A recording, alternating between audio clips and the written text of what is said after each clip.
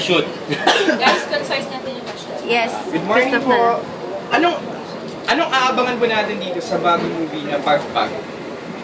Ano pakakaabangan ng mga... Pakakama. Marami. Of course, first time namin kasama ni DJ Ses on horror film. And, of course, MMFF. And so, ano siya eh, hindi lang kasi siya horror. Meron din country love story and everything. So, all in one na siya. And it's very exciting, thrilling. Sana, yun yung abangan nila. Yun. So, ano yung bagong mahain ng Katniel love team dito sa ano na to? Sa pelikulang to na hindi pa nakita ng mga fans, ng mga taga-subaybay sa inyo. Wait lang, babatiin ko lang itong ano ko.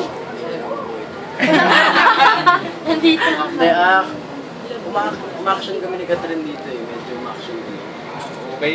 Gano'n ka ma-action? Hindi naman sobrang. So, sakto lang. Sakto lang. Oo.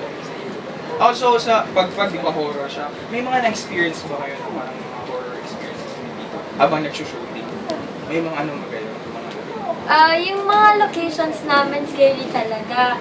So, yung double ko last shooting, parang 3 tao yung nakita ng bukat yung ulo.